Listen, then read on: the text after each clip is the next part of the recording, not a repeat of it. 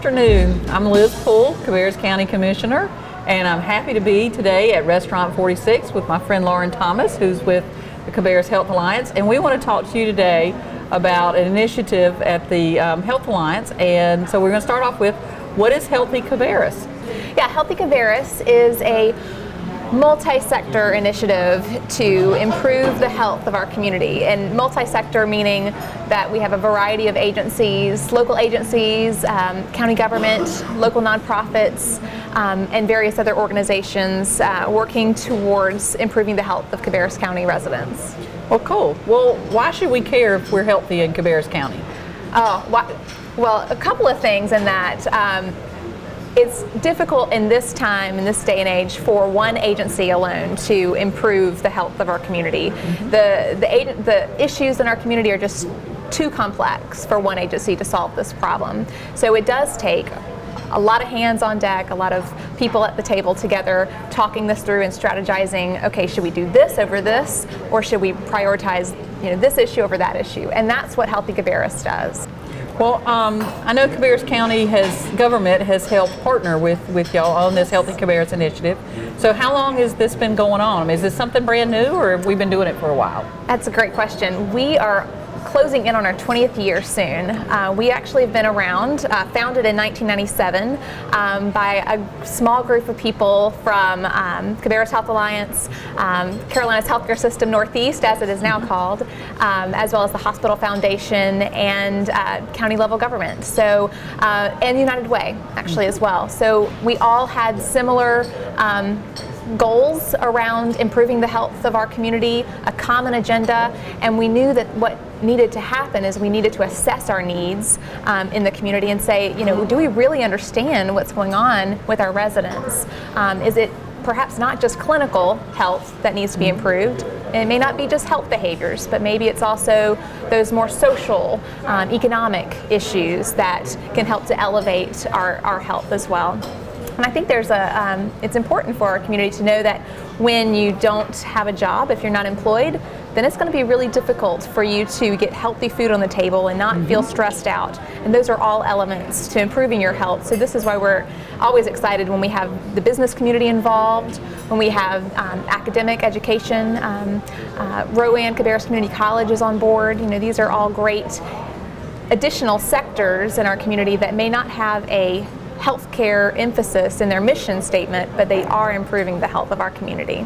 Well, I know at school, a student can't really learn if they're hungry. Mm-hmm. So because you're too focused on those basic needs that you have, and we do need to be concerned about that. We do need to make sure that people in our community are having access to good food and that they're taking care of their health. That's right. So how are we doing in Cabarrus County? I mean, are we doing any good here, or are we just floundering along? Yeah, we've got a great measure. The Robert Wood Johnson Foundation has a county health rankings. They've been doing this since 2010, and they compare counties to counties in their state, in their home state. And I can say that in Cabarrus County, we are, at least right now, number 7 out of our 100 counties. So there's 100 counties in North Carolina. That's an easy way to kind of measure that. Being number 1, it means that you're the healthiest. So we know that we're doing well in many things, but there's always room to improve. It's also good to know what our neighboring counties and what their rankings are. And so in Mecklenburg County, they are actually ranked number 6 right now. Union County is ranked number 4 based on a variety of different measures. In our other neighboring counties, Stanley and Rowan are at 76 and 78 respectively. So there's something there that we can help to share our lessons learned with our neighboring counties, and we can also learn from them. It also talks through, what are those geographical issues that we just can't change in our community. We have a interstate. We're close to multiple interstates in our county. That plays a factor in the types of businesses that come in that are attracted to our community. We've got a great number of other institutions in our community. So there's things that we know that where Cabarrus County is located, our other more rural areas and more metropolitan areas, we just don't compare to them. Well, that makes sense. So one of the things that Healthy Cabarrus works on is a community needs assessment. So tell me where you are in that process and what that means, and or who's getting involved with it? Sure. So our community needs assessment. Other communities call it a community health assessment. Some other communities may call it a community health needs assessment. We like to redefine that definition of health and broaden it out a little bit more, and so we can incorporate, the social and economic factors, and we can incorporate the more physical environment type things, housing and transit. So we call ours a community needs assessment. And what we do is it's a 9-month process of inviting 40 plus agency directors, county commissioners. We have Commissioner Morris on board, local nonprofits, municipalities. We have the mayor of Midland. We've got representation from Mount Pleasant and Harrisburg, Kannapolis, Concord. So it's a great way to make sure that we're not working in our silos, that we are all coming together to look at county level data, and we are seeing a variety of different measures. The same measures that Robert Wood Johnson Foundation from County Health Rankings, what they're looking at, we also look at those same things, those same measures. Graduation rates, dropout rates, we're looking at physical environment, the water quality, air quality. We're looking at commute times. That's something in our community we've learned is a lot of our residents are having long commutes, driving alone, and that has a lot to do with sitting a lot and being stressed out through traffic. So it's the nature of our county is that we're very close to Charlotte, so some of our talent is leaving our county. So it could be seen as more of an economical issue, but it's also a health issue. We also look at clinical factors, making sure people are getting diabetic screening times and mammographies on time, and looking at length of life to see are we living at a decent amount of time in this world. Substance use, sexual transmitted diseases, birth outcomes. So there's a lot that we look at to it's a lot of data to look at, to be honest, and we've broken it out with monthly meetings, and we're kind of talking through this data, making some meaning, hearing what one person's experience with that measure, say it's graduation rates. Well, on this end, another person may have a different perspective. So we're trying to really understand our community. Yeah. Well, so where are you in the process?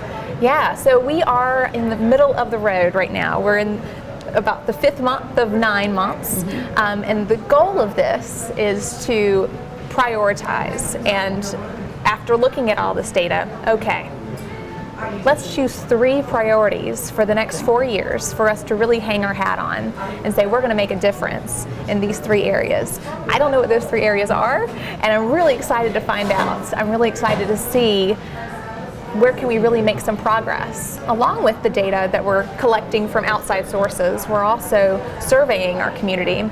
We are asking citizens, residents in our community from all zip codes to take a survey. We have a goal of getting 1% of our county's population, which is a little under 2,000, because we have almost 200,000 people in the county. It's crazy. Dynamic growth is amazing. So our goal is to get a good sampling of our community and asking them, what are your unmet needs? So we're taking that information, we're taking the outside data that we can collect and prioritizing that. So you've been doing this for about 20 years. Obviously, something's happened over those 20 years. So what are some things that have come out of previous needs assessments that we would recognize and we would know that we are making changes in Cabarrus County? Yeah, well, some things can be visible and some things are a little less visible because they are more policy changes. A couple of things that have happened is we've got a public transportation system that is CK Rider.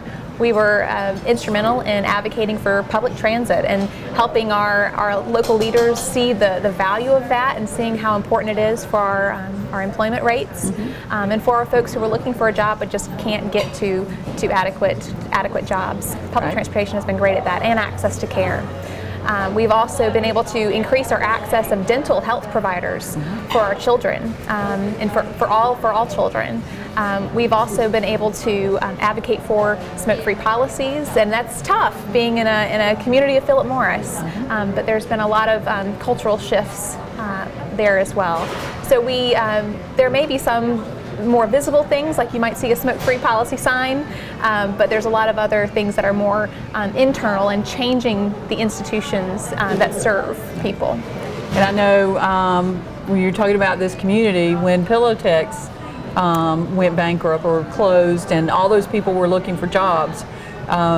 Did your alliance with everybody, did that help? Yes, I mean that's one of the sort of a byproduct of the community needs assessment is that we convene folks at the table on a monthly regular basis. So it's our agencies that it may be surprising to folks that not all directors know the next director, not all nonprofit directors know everyone.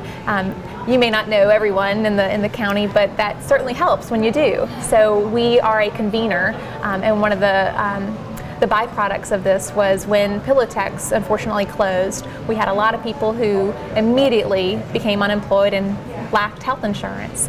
So it was through that we had already built relationships with agency directors. They had already been sitting at the table talking through the data that we were able to quickly already have a relationship built, and we could mobilize together to make sure that our folks could at least get their prescriptions for that time being until outside funding came through. Well, and it's really important for us all to work together. None of us can solve any problem, whether it's the Board of Commissioners or the Health Alliance or any municipalities or the school systems. If we're not working together, then we're not going to accomplish too much. And obviously, whenever we work together with synergies, we can do so much more together. Yep. So sounds like that's what you're working on, and it's great. For our viewers, if anyone, if you see this probably the first part of March, can they go to the Health Alliance website, or where do they? The best place to go is healthycabarrus.org. It's a great place. You can learn more about our surveys. You can check out our previous needs assessments reports.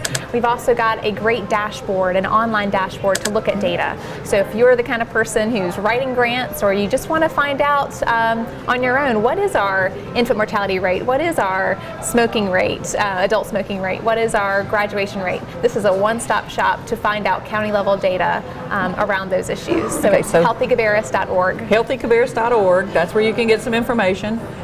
They can contact you at the Health Alliance if they have some other questions. Yep. Anything else that you want to talk about today? I think it's just important for us as a community to continue building a culture of health. That's what it's all about, and it takes multiple people and multiple agencies, and it takes the community to get involved as well. You're exactly right. Well, thank you very much for coming to Mimi. This is a great place, Restaurant 46. Very healthy food here, and we might be able to get something over there. I see the dessert menu up on the wall, so maybe we'll get something before we leave. But thank you so much for joining me today, thank you, Liz. And thank you so much for joining us for Out and About in Cabarrus County.